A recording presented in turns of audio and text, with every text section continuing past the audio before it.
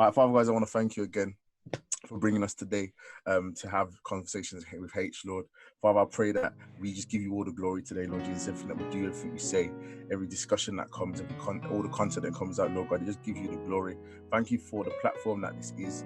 Thank you for the lives that will be impacted from this, Lord Jesus. Father, I pray that the conversation will be honest, will be real, will be transparent. And Lord God, in that, Lord God, you will get all the glory and all the praise. Thank you for each and every man that's in this conversation. Every man that is ready to talk their truth and ready to actually just give you everything that we need and what people need. Father, thank you, Jesus, and I pray. Amen. Welcome to Conversation with Haych. You already know who I am. My name's Haych. I've got 5 brothers who are going to keep it open, honest, transparent in how we're talking. We're going to have a couple of discussions today. So we're going to go Alex, Bam, Julian, Justin, and Tafari. If you introduce yourselves in that order and just tell people a little bit about yourselves. Okay, folks. My name's Alex. I'm from Birmingham. I'm a fitness trainer. Like to see myself a bit as a motivational speaker. I'm a youth leader and a general entrepreneur in life. I enjoy basically encouraging people each and every day throughout whatever thing I can do. So whether it be through church, whether it be just in general cultural sense, I'm just a motivator and an encourager. So I'm here today to add to the conversation and bring a different perspective maybe to my brothers, but at the same time, we're about to bring something strong to you today. So that's me. I'm Kieran or Bam or Diego, or people call me by various names, but it's all love anyway. I'm an actor, movement director, writer. And I love conversating, I love learning, I love knowledge, and I think for us to progress as humanity, there has to be that exchange of knowledge and exchange of experience to deepen and widen myself as a human being, as a Christian, as a father, as a husband, as every asset and facet of who I am. Yeah. Sorry, Bam. Sorry.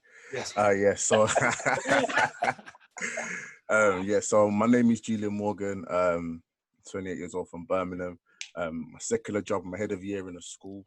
I'm a youth pastor at New Testament Church of God the Rock.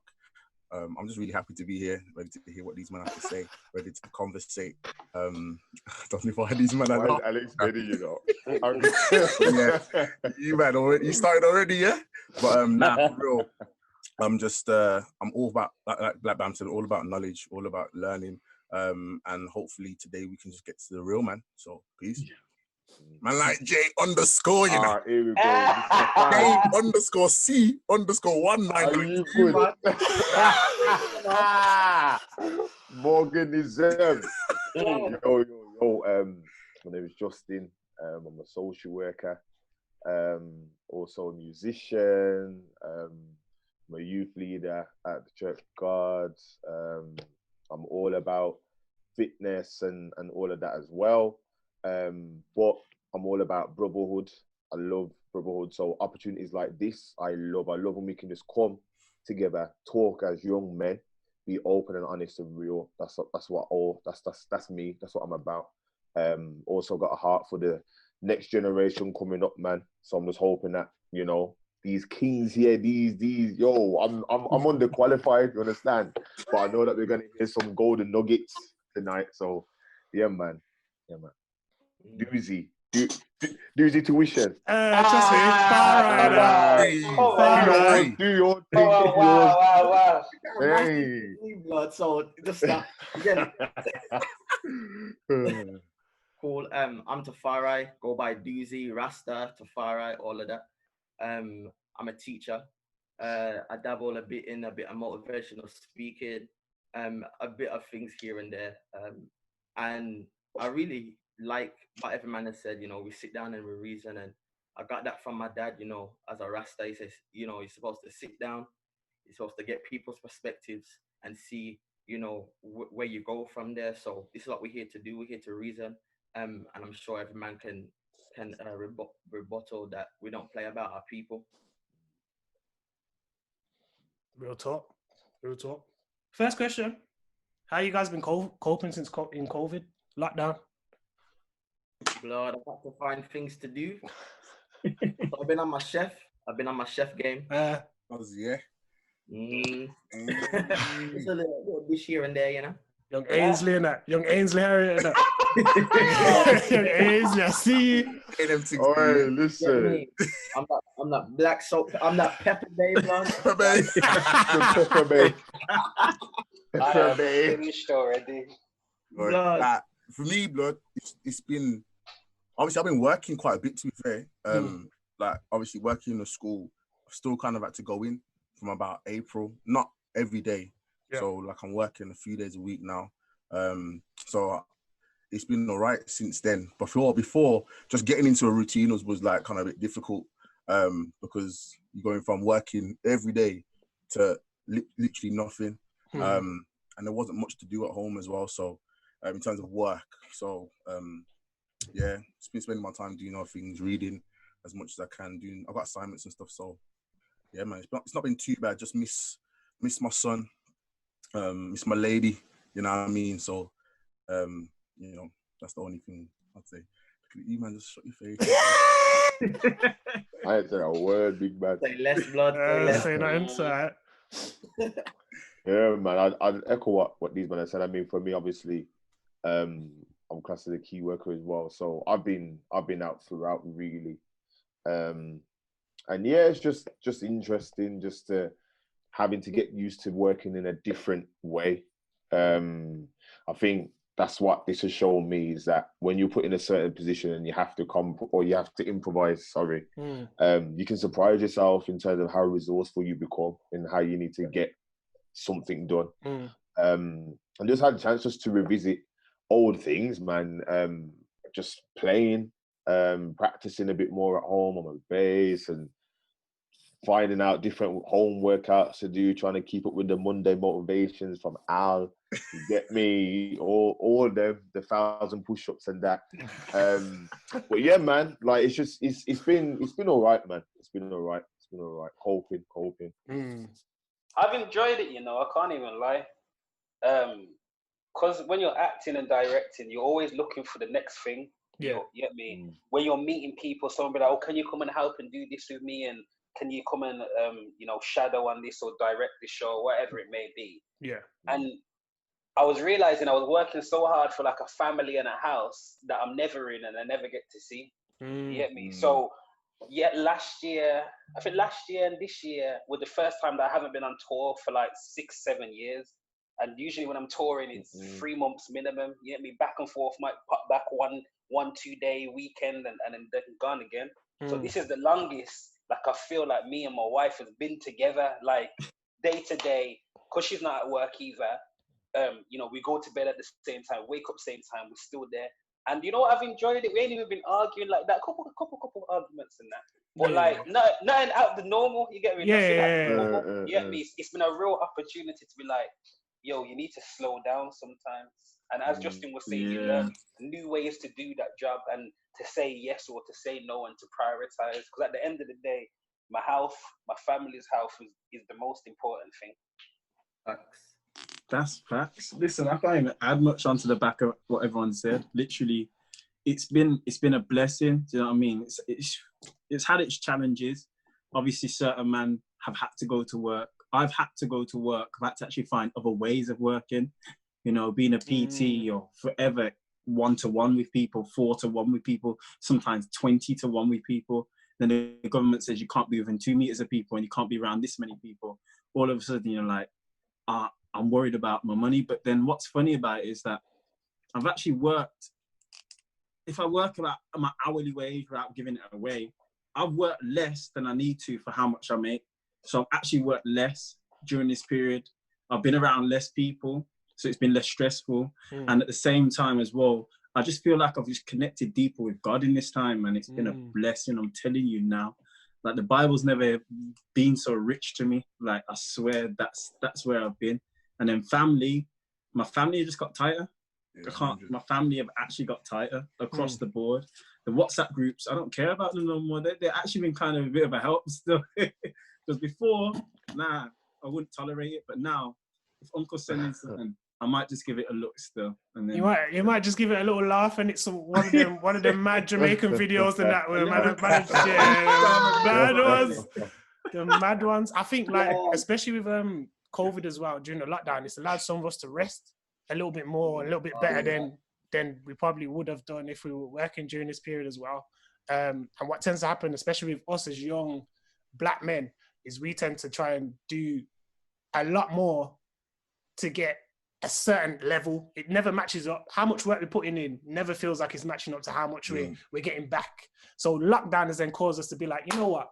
I have to rest. I can't go nowhere. I can't do this. Can't do that. There's hours where I probably would have been out at the park or out at my person's house or chilling, playing Monopoly. Now I'm like, okay, it's bedtime. H don't play Monopoly still. Huh? What was that? What? I hear disrespect. Whoa. I hear mad disrespect. I hear mad disrespect. I don't even know why I'm going for that. That's mad. I think man can't be the thimble in that. Man, mad disrespect. Mad disrespect. Cool. But yeah, I think what also lockdown has caused us to do is it's caused us to have a lot more attention on things that are happening, especially around the world. And obviously, 25th of May, I think it was, when George Floyd was killed, man. So what was you guys' like when you first, because the video for context is 8 minutes and 46 seconds of this cut called Derek Chauvin had his knee on my man on George Floyd's neck for 8 minutes and 46 seconds. Like, it's a mad video that I've had to watch in parts.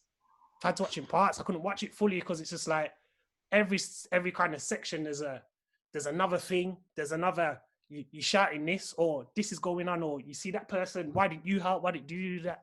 So what was you guys' first impression when you heard, and what was your first impression, if you have, when you watched the video? I hadn't even watched it, blood. I can't. The picture was enough for me, blood. The picture was more than enough. And, I understand the insurgence of what's going on, and I'm excited to see what Black people as a community is going to do. Yeah. But the week before, someone else got shot just for being Black and running. You get me? In my Black world, it's happened again. It's happened again. But thankfully, I think because of COVID, as you said, it gave people opportunity to look. People could not ignore George Floyd. You can't ignore this. It's in everyone's face. Every Black person has seen it. Every white person, Asian person, Chinese person, everyone has seen something to do with it, and there had to be a global response. But my heart was hurt, Lord. My heart was hurt because the people that are sent there to protect us, we're having to train ourselves and our children how to protect themselves from the people that are protecting them, and it's baffling to my mind. Baffling to my mind, bro. And just to go, just before we carry on, just to go on the back of that, Breonna Taylor, who was killed in her house. Shot 8 times, bro. In her sleep, bro. Killed in her sleep, and then I think it was after that. That was when Ahmaud Arbery, Ahmaud Arbery, when he was running down the street, and man was trying to say that they thought he was robbing, and there's been robberies, so they pulled out and shot man. So those things have happened, and then you have George Floyd, and it just feels like a continuation. But yeah, sorry, carry on, Julian. Nah, 100%, man. Like even now, when I sit down and deep it, bro, it's hard for me. Do you know what I'm trying to say? Like, and I think it's been like 3 weeks from the day that I saw it today. And I remember it was one of the first things I saw that Wednesday morning. I remember I had a plan for the whole day. I had a plan. I'm gonna do this assignment, do that. But every single part of me everything got knocked out. I had no energy. I had no motivation. I was just like, again, but I watched someone literally beg for their life, and I saw someone just so callously just do it. And it just, I think for me, one of my first thoughts was my son, Caleb. And the fact that I was like, at some point I'm gonna have to explain to him what it means to be Black in this world, and the fact that this is not a possibility for him, like God forbid, but the fact that this actually, possibility, like this actually is some people's reality for the very mere reason of the color of their skin. And you know, people have the argument, well, what if he did something before? What if he was a criminal or whatnot? Or what if he did commit a crime? Like, as far as I'm concerned, nothing deserves that treatment. Do you know what I'm trying to say? And I just think it just really brought it home.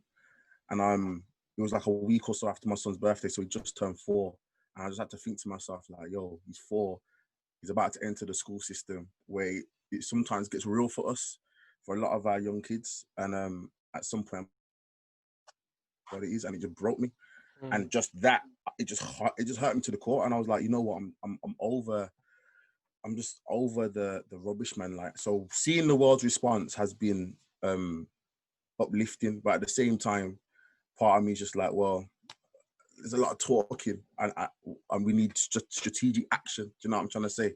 Because there's only like protests are working. We can see what's happening, but you know, I want long-lasting change, bro. Like that's what I'm thinking. I'm thinking about my youths, their youths, and yeah, man. But man. Still now, it still hurts, man. It still hurts.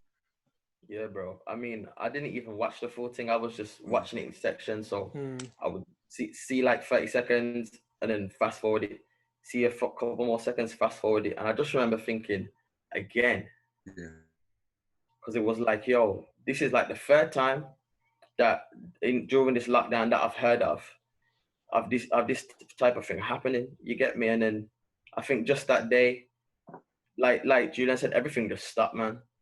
And so I was just loving on my daughter, loving on my wife that day, just thinking, yo, because a lot of people have this perception like it's just the black man.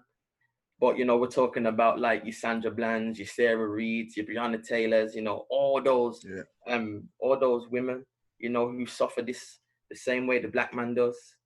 You get me? So I was just like, and I just wanted to know what I could do, man, because I was just like, no, I'm not sitting around anymore for another death to occur. You know, too many before then, you know, and even though man have been doing background work, it was like, now's our time to put our foot on this neck now and really show them like, yo, this can't run. You get me? I just think it's deep, because obviously we know the underlying thing. There wasn't, people always say, you know, there's not enough evidence to say it was a racist thing. That's what people say. This is the frustrating thing. But we in ourselves know the patterns and what's happening. And the statistics as well that back it up as well. Exactly.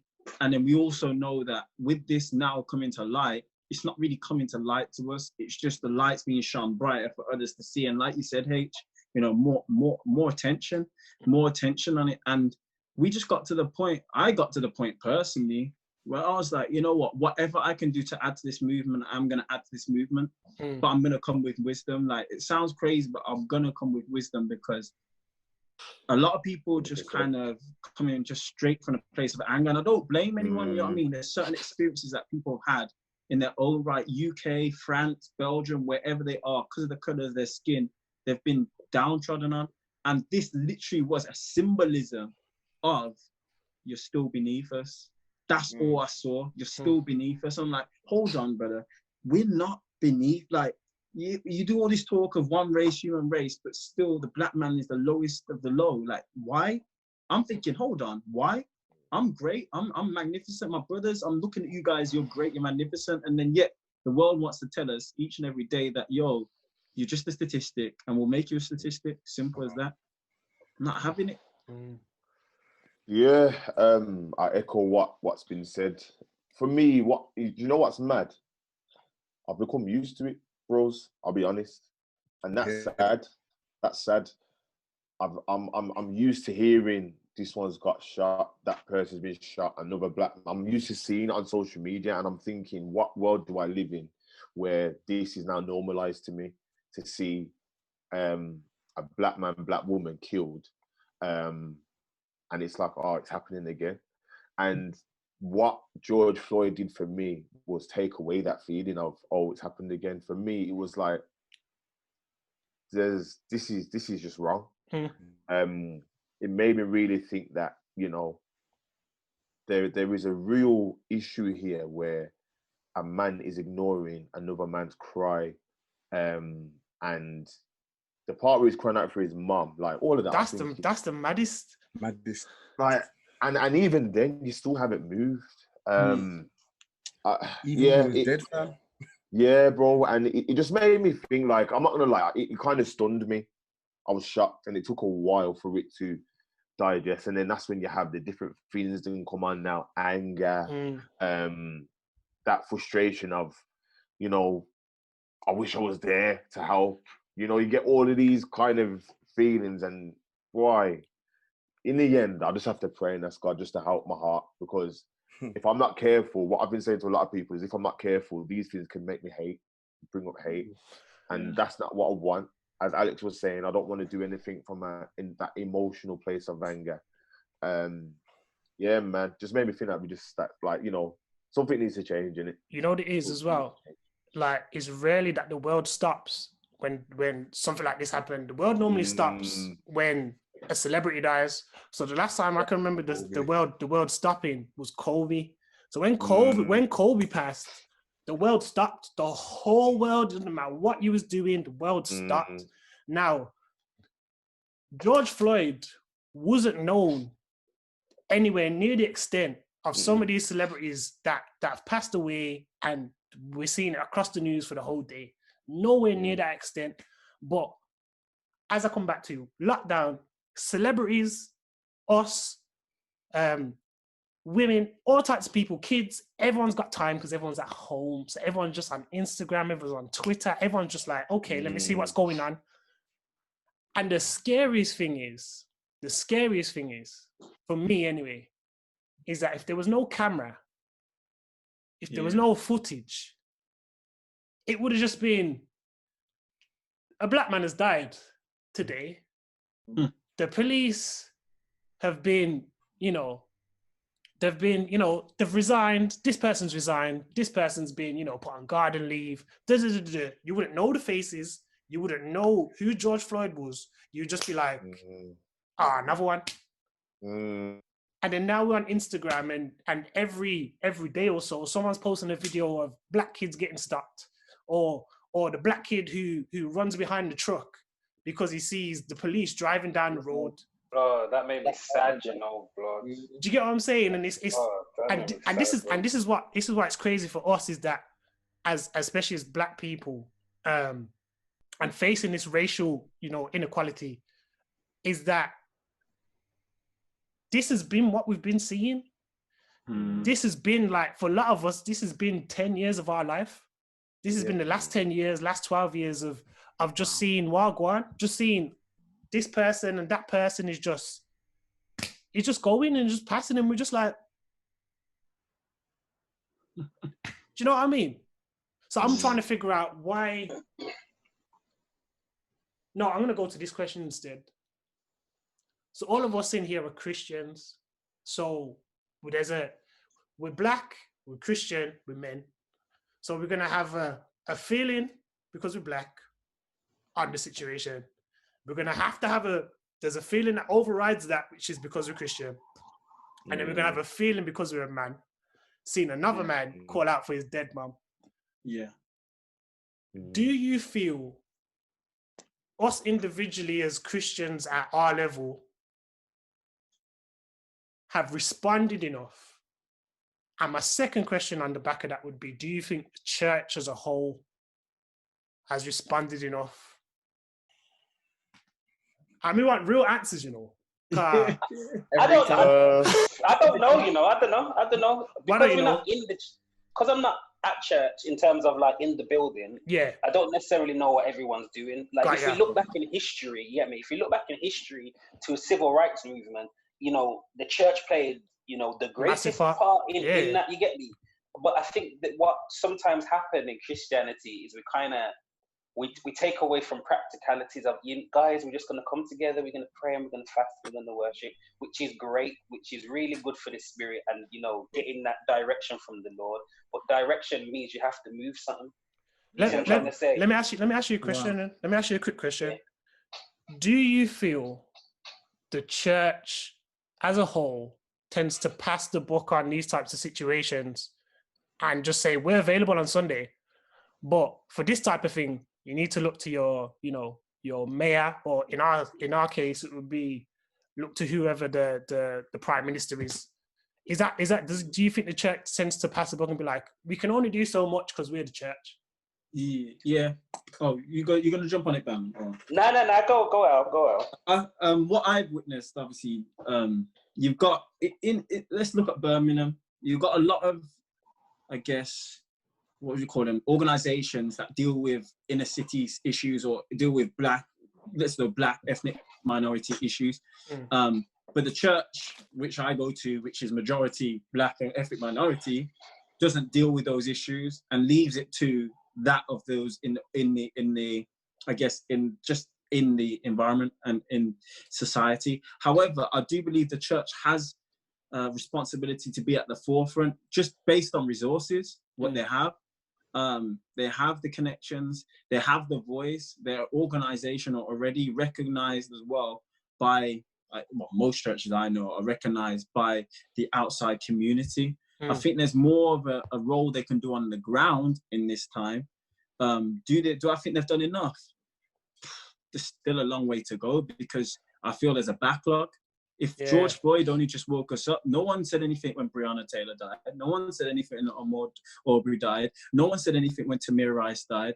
No one said anything when Eric Garner died. And these are just American issues. We got a whole different thing in England.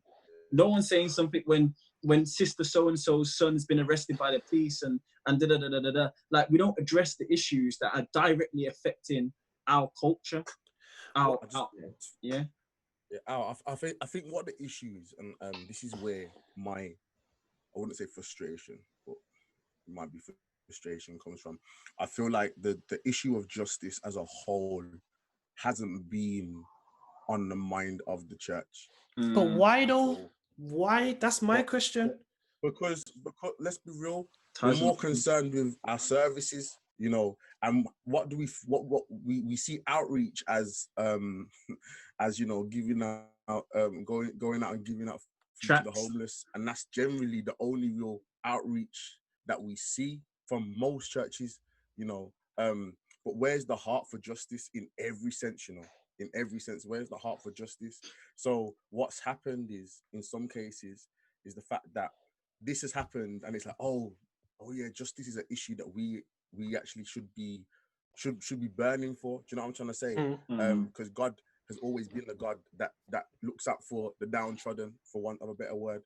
I heard Esther Bonsu talk about a week or so ago, and she said that, like, the lepers were the least of the least of the least, and Christ was the same one that went and touched the least of the least of the least and conversed and sat with them, But we as a church, too often than not, have become in another way elitist. Do you know what I'm trying to say? We're trying to be the biggest show, but not the loudest voice. Do you know what I'm trying to say? Like that. In the community, we should be at the forefront of every single conversation. As whether people don't agree with him or not. Reverend Al Sharpton, he's there. Do you know what I'm trying to say? Reverend Jesse Jaskin, he's there. Martin Luther King was there. Do you know what I'm trying to say? Like, and even to the other end, like, okay, he's Muslim, but Malcolm X was there. Do you know what I'm trying to say? Like, people, regardless of their faith, there was something inside them that burned for justice. And we as a church living, the American thing is an issue in itself, but even in the UK, man, like, we are, as black people, so the inequality is huge, but we don't talk about those issues. Let's be real. If our church was to put on an event to empower black people, how many people are turning up compared to what comes on the Sunday service? Do you know what I'm trying to say? I don't think it burns the same way that the wanted for a great event to happens. Do you know what I'm trying to say? So I think that's why the response probably hasn't been as proactive. We've reacted. I think there's a lot of churches that have reacted, but we shouldn't be behind.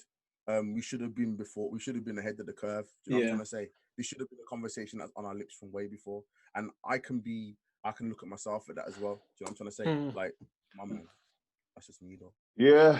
And I think I've had a lot of thought process about this. I've been thinking a lot about what the church's role should be, what my role our roles as believers should be in this whole thing. And I think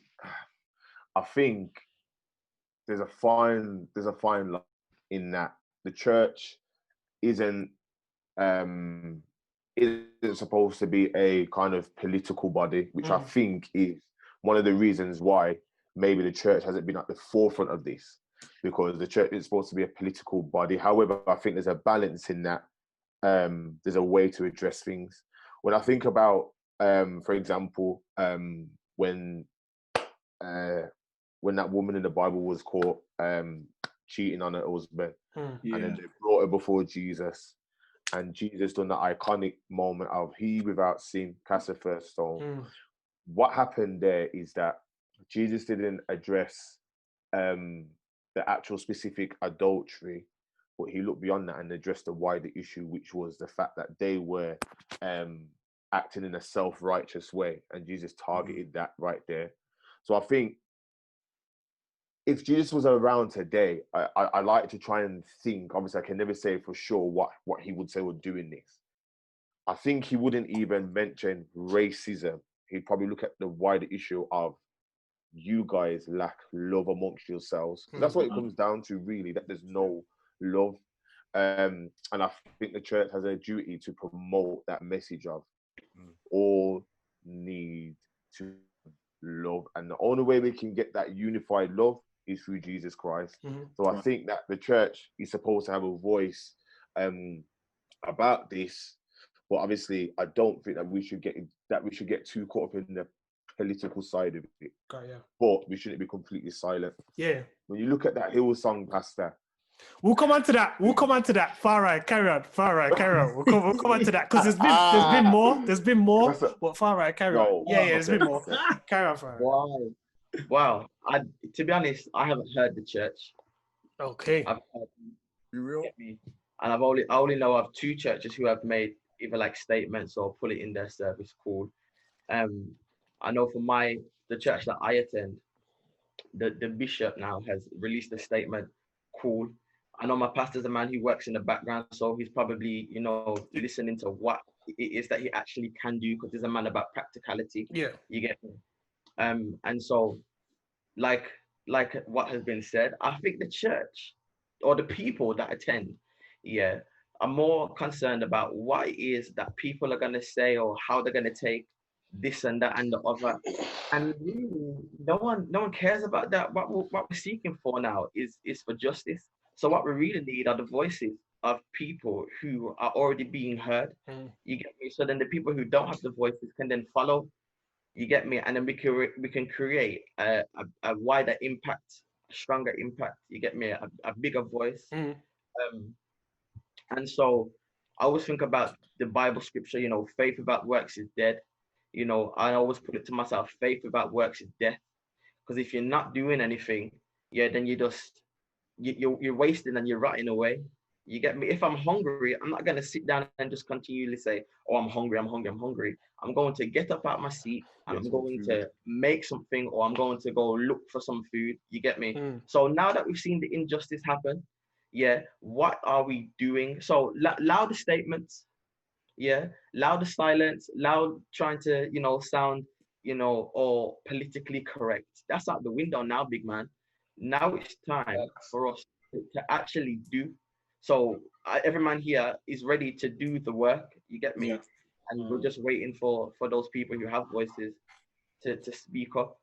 Can I just say something quickly? Hey? Run that. I think also, I agree with what everybody is saying. I definitely agree, but I also think the baton has now been handed over. So when I look at the church now, I kind of can't look at the OGs in the same way. I can look at one or two, but the Bible talks about young men, I call you because you're strong.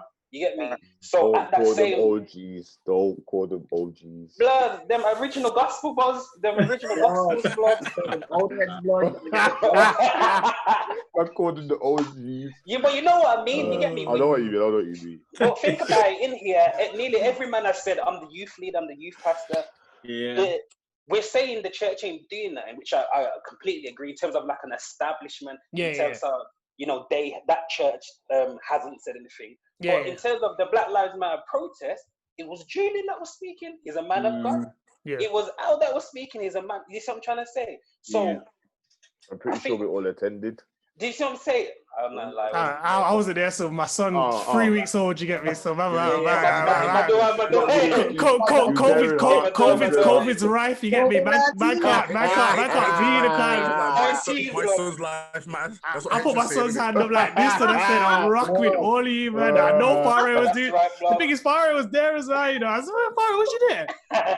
Yeah, you was there. Tafari, radical. Tafari's a radical, you know. I say all of that to say this.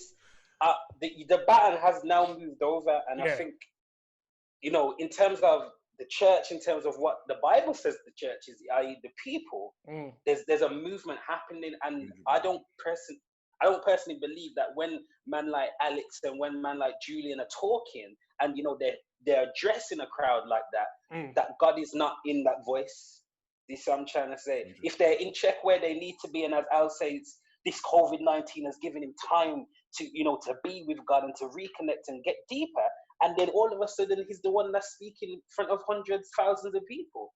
You get me? There's a reason for that. So even though the church building organization isn't doing anything, the people, but again, I don't know if it's just because of my circle in particular, but the people that I see moving and doing things are people that are people with faith. Amen. One of the things I would say, like, the reason why I'm having this kind of conversation as well is not just to carry on talking about this thing, because there's been a lot of talking, there's been a lot of IG lives, there's been a lot of Facebook lives, there's been a lot of bear chatterer, there's been a lot of bear chatterer. I made a new word, so bear chatterer, you know, bear chatterer. You get me? Bear. And the thing is, I'm not saying those people aren't doing stuff. Trust me, I'm not.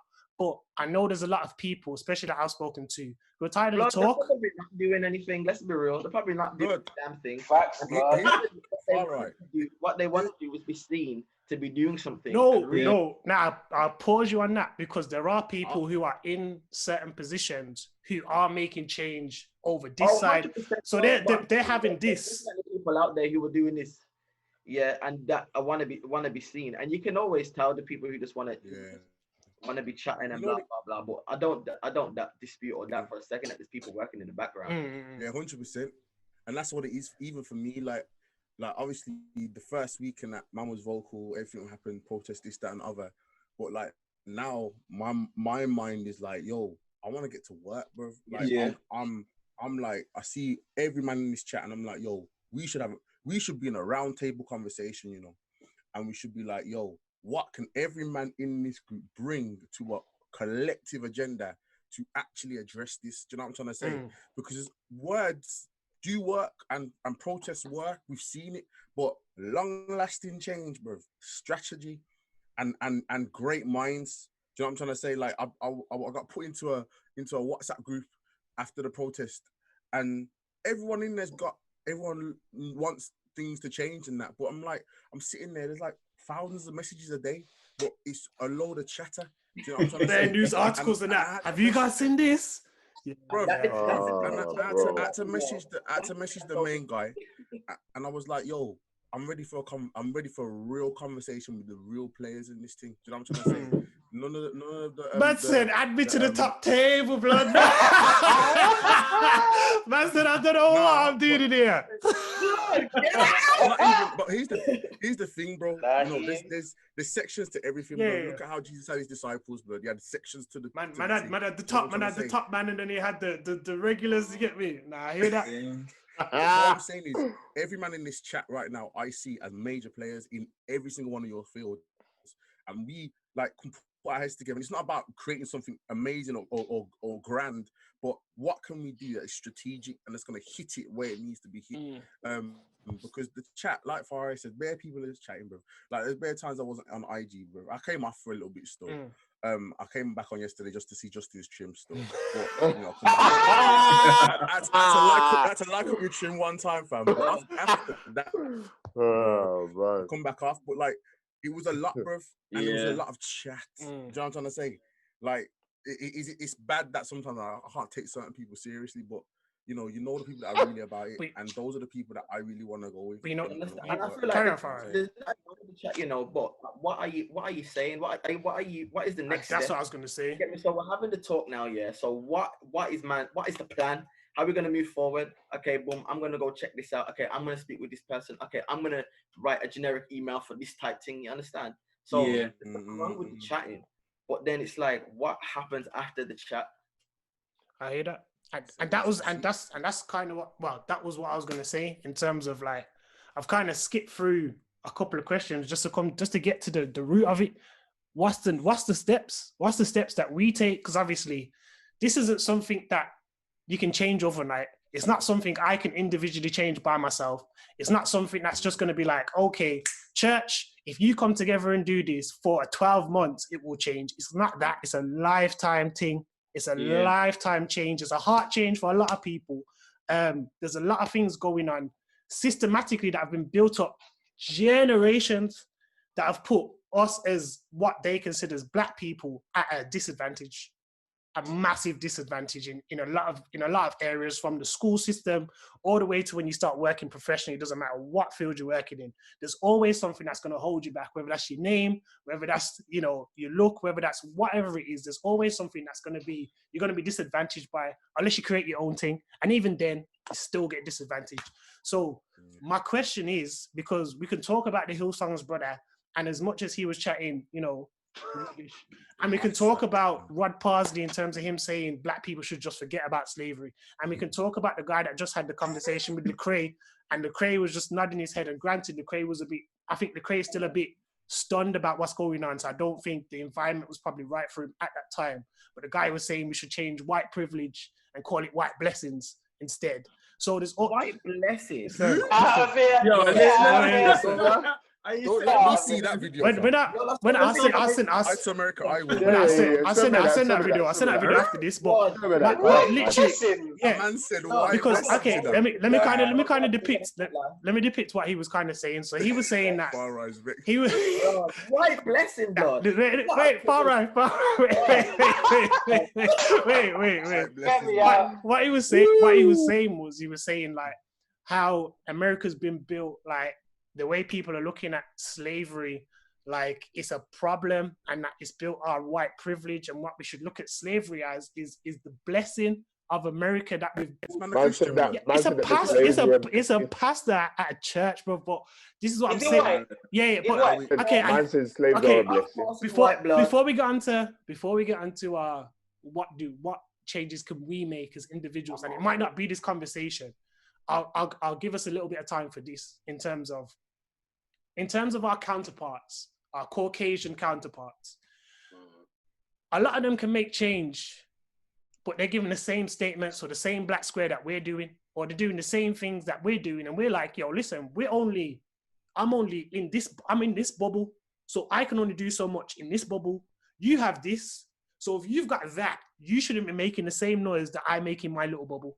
Does that make sense? Yeah. So do you feel like our white counterparts, or I call them Caucasian to be, politically correct and all them things there. Do you think our Caucasian counterparts, our Caucasian counterparts have like done enough, or do they still need to be educated? Have they done enough to this point? Because obviously there's a lot of ignorance. When you say to this point, do you mean like in history or? No. Don't go in history. Don't go in history, because the score is they're far behind on the score. The score is a massive. Hey, for real, they haven't done enough, bro. And what do you expect? What do you expect? That's probably and no, but this is it. It's a lot of what we deal with. Period in life, anything. Unspoken expectations, and I think something that's been drilled in us is to expect more of the Caucasian people for anyone, because they've just got more, that quote unquote more. So like for them to spearhead this doesn't make any sense. For them to be the main voice in this doesn't make sense. Potentially for them to fund what we're doing, that could make some sense. For potential reparations could make sense. And a verbal I'm sorry. They haven't got enough money in the world, blood. They ain't got enough money in the world for that. But I'm just saying, verbal apology, not really looking for that because it's not really going to do anything for me right now. A black square, appreciate your black square, but it's archived next week, so it's cool. You're not doing enough. One thing that made me really hit me, because you can see everyone that watches your Insta stories, isn't it? Some people tap through, I understand that. But I just put out a thing, I said, yo, I've been putting out all this stuff and hardly any of my white friends have come to me, basically, that's what I said, of another race. My brethren popped me up from school 10 years ago, said, yo, I want to know more. I've just been a bit scared. Probably because the way we've been going on, but he's a bit scared. Didn't want to post the black square because he didn't want to be a part. Didn't want to post the black scare because he didn't want to be part of the trek. He didn't want to do that. It didn't make sense to him. But he said, yo, send me some stuff. So I sent him some stuff. And occasionally now I send him some stuff. And it's only been a few weeks, but he's appreciating it. And he even said, yo, I used to feel racist feelings and thoughts. I never knew why. But I'm thank you for the education. That's one brother. And I've got so many Caucasian people on my thing. I've got another Asian girl as well that's been coming, asking me for stuff. So some of them are, but the majority aren't.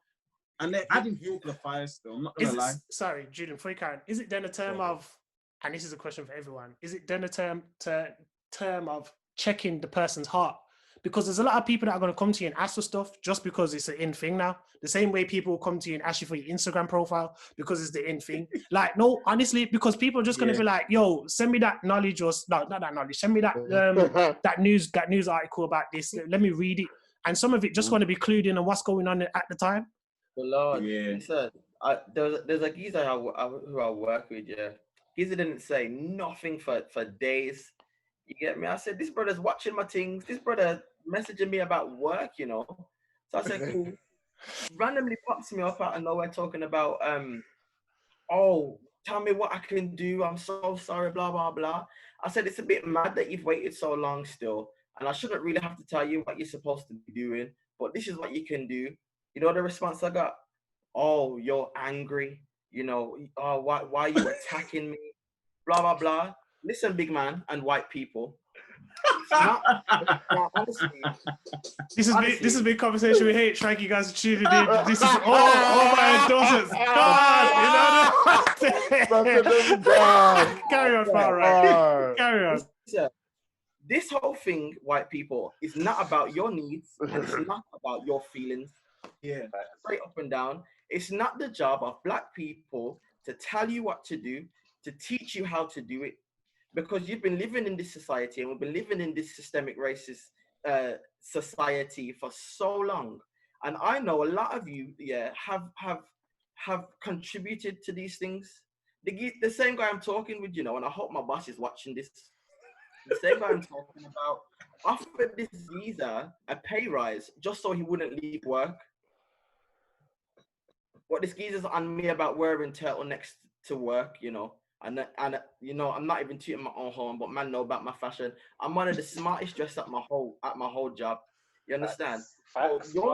This same white geezer, telling me about what I'm wearing, but you're ready to offer this geezer a pay rise. Yeah, just so he won't leave. So you're contributing to the problem. So what I want white people to do, is to make a conscious effort to challenge the injustices that they see. Because even same time, that geezer didn't even challenge my man. He was talking about, I'm still going to leave, but thank you for the pay rise and blah, blah, blah. And it was my best, This is white bless you. You understand? You're going to get sound edited. It looks like a white blessing to you, big man, because you're the only one benefiting from it. Now me, I'm having to fight every day.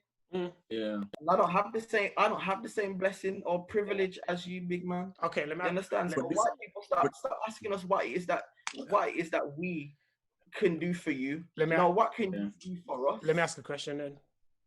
Because you said you talked about white people and us not telling them what they need to be doing. So let's talk as Christians here.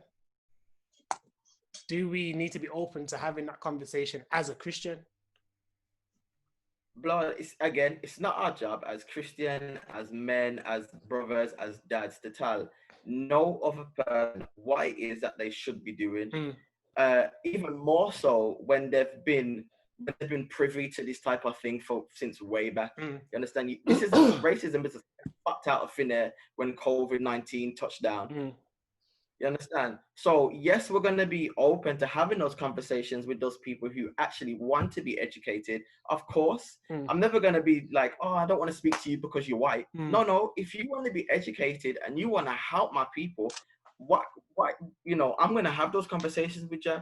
I might recommend a book or a course or a person that best suits what you're trying to get out of this conversation right now.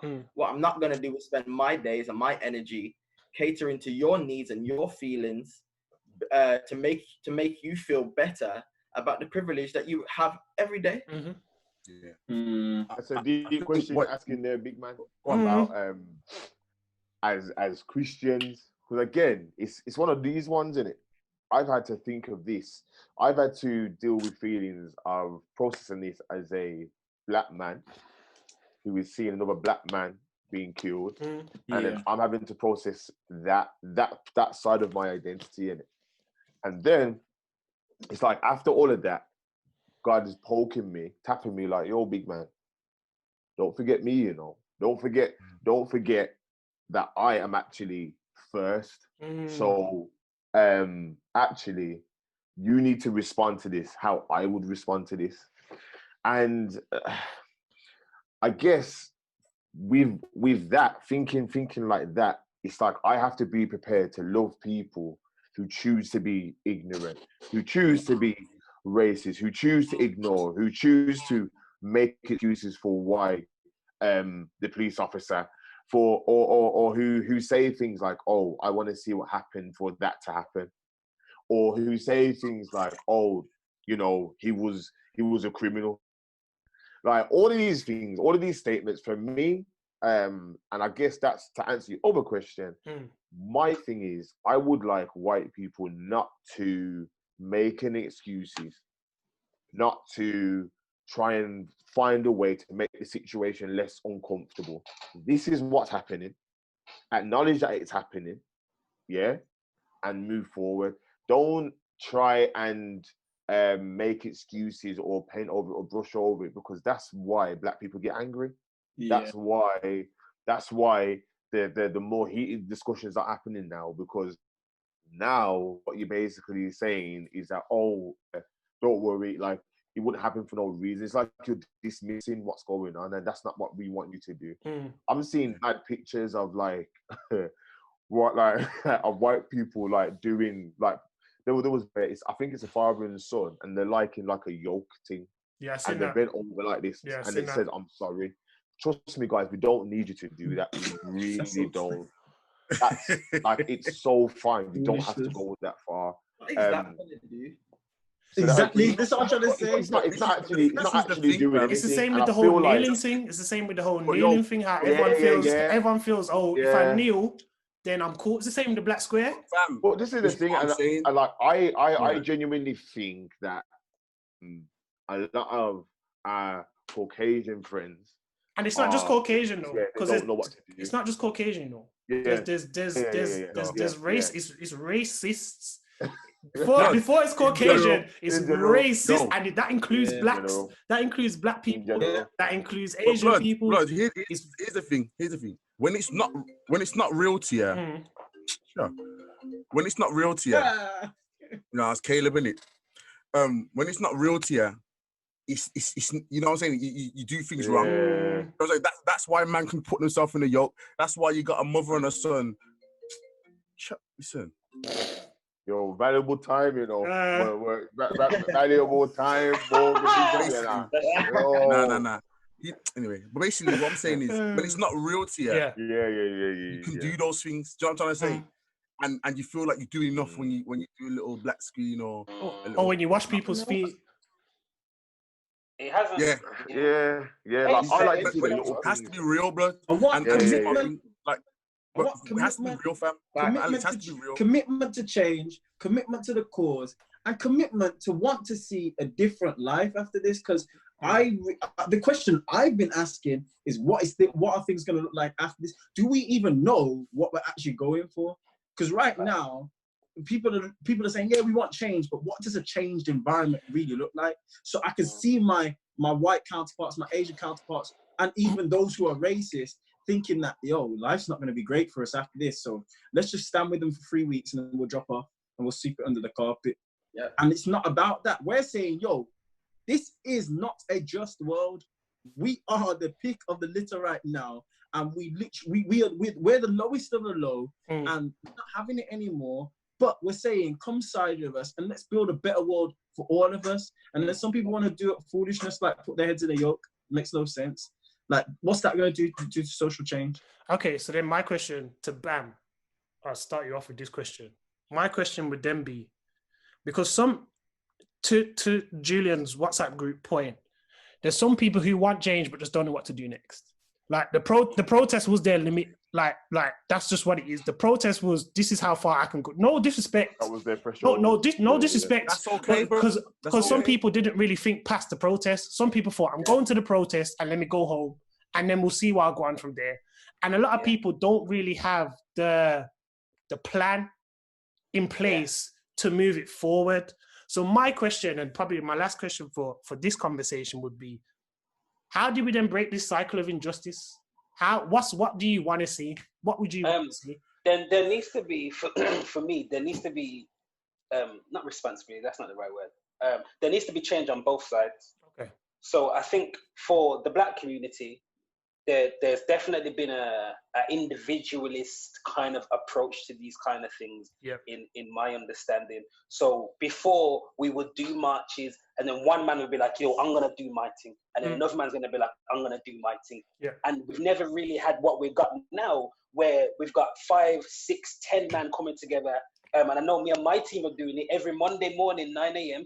What don't we know about politics? One man, Tafari I will educate man, this is what this system means and that's what that means. Okay, cool. This is what a pressure group does. Okay, cool. You know about finance? Come draw that into the conversation. You've got this, we can support you with that.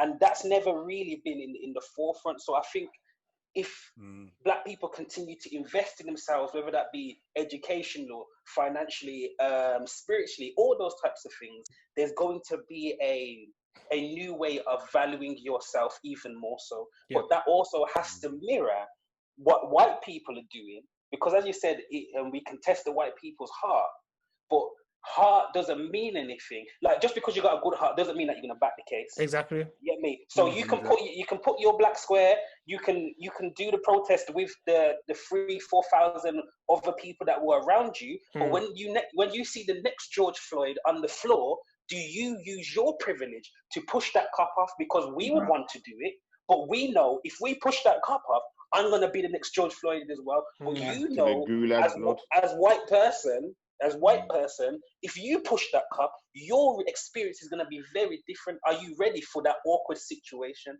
Do you understand that death is not the potential for you in this? Wow. You get me? Are you willing to, and that's the discomfort that white people are about to feel. And then that's where, about it though. But that's what I'm trying to say. But this is what I'm saying. What do you want to see? That's what I'm saying. What do you want to see? That's what I want to see. That's what I want to see the white people do. Get uncomfortable. Right. Get uncomfortable. Yeah, I think Bam's right in. Are you ready to realize that you have privilege, accept it, and utilize it in the right way? Do you know what I'm trying to say? I think when those three things are done, we will see a different world. Do you know what I'm trying to say? And then also with that, what I'm seeing though, and I'll be fearful of is like, I don't want no white savior complex going on, you know. Do you know what I'm trying to say? And I'm saying I wouldn't want that to then be the result of people utilizing their privilege the correct way. Understand that it's not you saving, man. It's just you doing the right thing because you realize what you have that we unfortunately don't have because of ancestry. Do you know what I'm trying to say? And like Kieran said, collaboration is key, bruv. Like, the people that are of black origin that are in high places or are skilled in certain areas, you know, need to be in conversation with each other. Those that are savvy to the law, medicine, education, all these areas where we're not represented greatly as well. That's the maddest thing. You know, we're not represented greatly in there. you know, where's the the collaboration is key now. Do you know what I'm trying to say?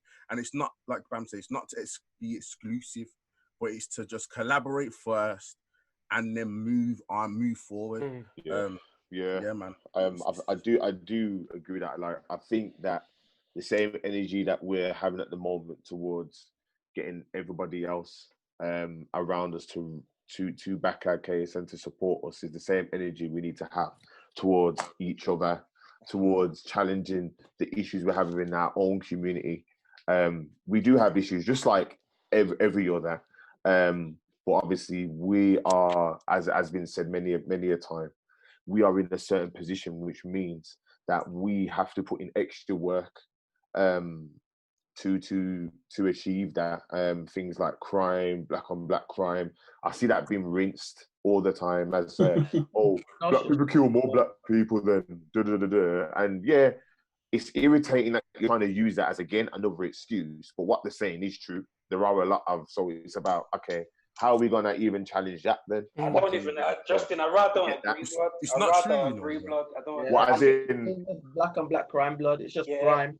Yeah, because yeah. if you go to Liverpool, but not to negate what Justin's saying. Yeah, because you know what it is. So we it's still like have issues. Yeah, We still have and issues. that's what I'm getting at. Like regardless. we have issues. We do have issues, and I think that we need to challenge that as well, man. Yeah, like we're screaming Black Lives Matter, but we're still involved in gang wars over postcodes we don't actually own. Do you know what I'm trying to say? Things like that. Like, not to say that it doesn't happen in other cultures, but if we're gonna scream it, let it be real. Do you know what I'm trying to say? I still think that relates to economy, because as Alex was just about to say, go Liverpool, blood. They're on war more than man on the ends now. But it's just because it's labelled a black thing. It's not a black issue. It's a poverty issue. And poverty is because of a lack of education, a lack of resources. So if as a community we can create resources and education, we won't have those problems anymore. You get me? In the same light. And when I say black on black crime, I heard a caller say, it was like, no black man has killed another black man because they were black. So you can't use racism versus black on black crime, but it's not the same. I hear that. Love that. It's not the same. Akala's a G though. He's a real one. I wish he was a Christian, but you know. But I mean, okay then, as us here then, I mean, like, I'm thinking practically, like, yo, we are all from different areas of the city. Yeah, we probably have links with young people from different areas of the city. So I feel like even in that, like, there's youths in Erdington who are still beefing youths from Handsworth, and I feel like that's why I have to rate man like Craig Pickney, is that his name? Like, I have to rate them, man, because they're in the community bringing all those youths together or trying to do something. I feel like us here as Christians as well, like, boy, that's something that we can try and target, man, because 100%. like, they just need to wake up to it, man. As man said, like, it's just there's so much other things trying to kill us already, let alone us trying to do it ourselves, man. But you see that, Justin, that point that you made there is so big and so prevalent, because in terms of those things that we can do to help ourselves in terms of where we are downtrodden when it comes to education, when it comes to poverty, right? There's this goes back to my original point, there's organizations out there that for 10 plus years they've been putting in work, but no one's been interested in it and still not interested in it now. A guy called Nathan Dennis goes to my church. I work very closely with him. First Class Legacy, he's been doing it for years. He's been doing that since I was in school, man. That's how long. Putting in work, even for us, man, it's a challenge. I'm going to put it forward to us. He does a project called Dear Youngers with young guys, which is amazing. I've been on there. He's doing it online at the moment. But then he does this manhood series, and he did it at my church. And must have been about 100 man in there, youths from different areas. There was actually some beef that happened outside but it got squashed because there was enough man around to speak sense. And when I saw that, everyone's connecting arms and affirming each other, I thought, if we can get this to spread throughout the community, just like coronavirus spread, like, we can have we can have like coronavirus still. That's a bit of a deep one still. Coronavirus, bit of a deadly virus. That one still. We don't want to spend like that, you know. I hear what you're saying, bro. I get you. To change We need to change the narrative. I think Yes. two things that I would add to social, well, three things. Two things that are very similar. We need boldness and courage, because we already know that as we go up the ladder or up the triangle, you're going to see less and less black faces. So those leaders that are in those positions just need to be bold and courageous and know that they've got the backing of their people. That's if they're riding for their people. The third thing, which is something that we often disregard, a lot of us need endurance. I'm telling you now, people are flaky because they have no endurance. We need to be endurance athletes in this. The reason why I say this is because I said it in one of my speeches. I said, this isn't like Netflix. This ain't going to happen and it's going to go away. You're not going to finish this thing in 3 days. We're not going to binge on this and it's going to be over. We need to be in this for the long run. This is series on series on series. This could not end with us. This might end with next generation. So we need to have the physical fitness, endurance, the mental fitness, endurance, the spiritual fitness, endurance, all those aspects and more to keep us going. The Bible speaks about, just to quote Bible, it talks about stripping off every weight and every sin. Not just sin, you know, because everyone's worried about in the church the sins that you commit. What about the weights that we put on ourselves that don't allow us to run the race with endurance? So we have to start running every single thing, especially with this particular thing, the war on racism. It's going to be an endurance thing. It might not finish for years, but we're going to win. I'm telling you now, we're going to win. Because I'm committed to the cause, and I hope you man are committed too. So that's me. Yeah. And I just think, like, I think white people and anybody who isn't... Go away. Okay, you know what? Haych said it. I love what you said. Man said he ain't got time for PC, you know. Nah, bro. I got come true, blood. Come true, fam. Like I've been saying, bro, this is not a trend, and I am not here to sound politically correct. I'm here to keep it 100 as man do, as per.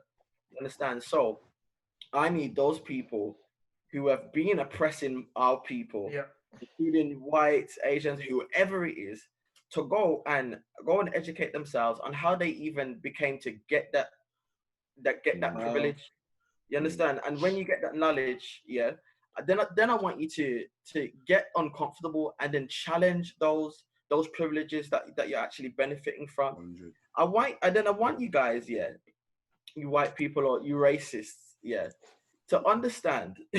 Nah, facts, blood, because I'm passionate. Country. Passionate, blood. Like Diego said, we sit down every day, man, just talk. Get me and see what we can do.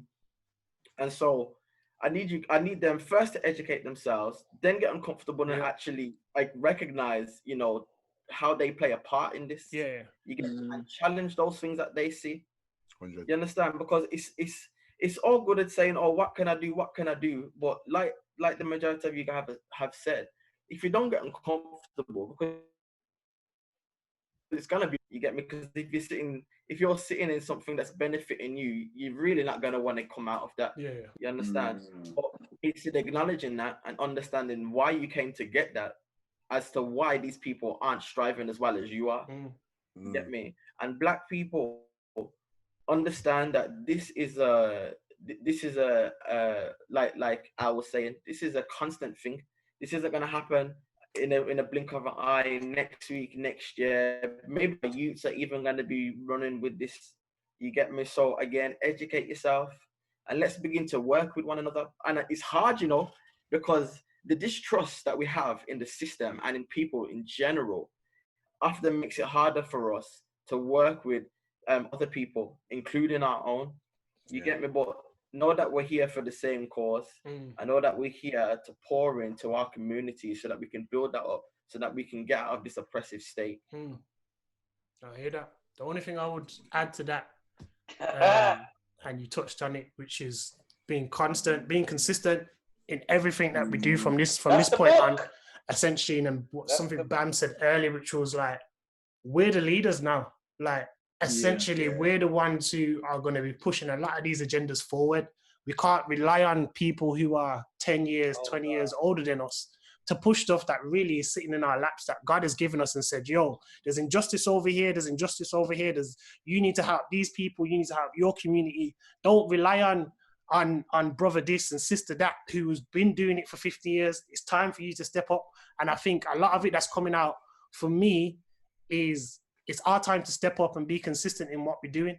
It's our time as not only as first of all Christians, but then as Black men, that within our communities where we are respected and within the communities that we're not even known yet, we have to make it known what we're trying to do. We have to make it known that injustice won't stand. We have to make it known that first and foremost, Jesus is Lord. But then we have to, we have to chop and dissect certain things that are going to be like, okay, let's deal with this first. Let's deal with that. Let's deal with this. Because if we don't do that, what's going to happen is we're going to miss chunks. We're going to miss certain parts of the pie, and we're going to focus on certain things, and people are going to be like, okay, let's attack that. The protest, let's do the protesting for 3 weeks. All right, cool. So what conversations are you having outside of this protesting? Yeah, what steps are you making forward after this protesting? Okay, forget the protest. Black Square Tuesday. All right, Wednesday, what you doing? Thursday, what you doing? Friday, what you doing? Let's talk about it at church. Let the pastor preach on it. Okay, once the pastor's preached his half an hour to 15-minute sermon, what's happening? What are we doing? Because at the end of the day, if you're just going to tell me that this is where you stop and this is where you land, that's fine. God bless you. That's your thing. You can stay there. But I know that there's something within me, and I know there's something within you five. Hence why I called you guys on this, that we need to be pushing forward what we have within us. Because it's not just that we're Black. It's because we're Christian that God has placed these things within us, and we need to not we need to make sure that everything that we come with is biblically sound, but also is divine. Because if we're just following Black Lives Matter and we're following all these different trends or different movements that keep happening, we can go off track. The honest thing is we can go off track and we can start talking about ancestors and this and that and all these kind of. Do you get what I'm saying? So all I would say. I agree with that, because what I was gonna say is I agree with the idea that Black Lives Matter, the actual movement itself. I can't firm them. I hear you, Justin. There's if you look at their manifesto. Yes, bro. So and I feel like as Christians, sure, use your sense and don't just jump on whatever you see. Look into what you're doing before you start aligning yourselves with these things. You say that, Justin. But you got to remember, there's a lot of people who go to church, who listen to the preacher preach a message which is not biblically sound, and they take that for gospel. True. So then you're asking people who are Christians, who go to church, who just listen to the preacher preach and take what his Bible sense and what his knowledge of the Bible is, to then say don't follow this movement, even though they're following a different movement, which is of the pastor. But that's a whole different. That's a whole different conversation. That's a whole different conversation. What Bam said. And then what Tafari have said, everyone said, educate yourself, but do you know what I'm trying to say? Like, and that, like, just me, you get to know everything that you're doing from a place of knowledge. You know what I'm trying to say? Like, for yourself, bro. Don't be the one of the people that just gets pulled away by every wind of doctrine. Do you know what I'm trying to say? That's not just biblically, but even in terms. That is end of days prophecy that you're talking there.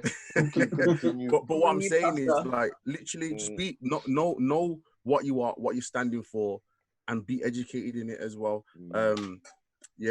Black lives still matter. Not really with the people and the organization. So what I would say is my encouragement to you five, especially, and anyone who's going to watch this who feels they've got there's something within them which is saying I need to move on this, is don't feel the weight of the mantle, because if you focus on the weight on the mantle, it's going to be heavy. You're going to feel you can't do it. You're going to feel like you ain't got the endurance. You're going to feel like, you know what? Listen, this thing is on my back and I feel like I'm the only one carrying it. Doozy could have a conversation with Bam, but Doozy might be going through something and Bam might be going through something two separate ways. These times in the same conversation having something, because they've got two different mantles. But they're coming together to try to build each other up, the knowledge, and try to carry the weight. But essentially, what we have to remember is don't think about the weight of the mantle. Think about why we're here to do this, why God has given us these things, to have these conversations, to inspire these people. And whoever else is going to be watching this, don't feel like, okay, just because the movement has died down or feels like it died down a little bit, don't mean that you haven't got an important part to play in this consistency that's going to take decades, When our children are older, when our grandchildren are born, don't think it's just gonna come now. Gotta keep consistent, and we gotta stay true to what God is trying to tell us to do. So yeah, Definitely. thank you guys for joining me. This has been Conversation with Haych, the panel. Mama, I made it. Oh, get out. Thank you to Alex. Thank you to Bam. Thank you to Julian. Thank you to Justin. Thank you to Farah. Thank you guys. Man like JC.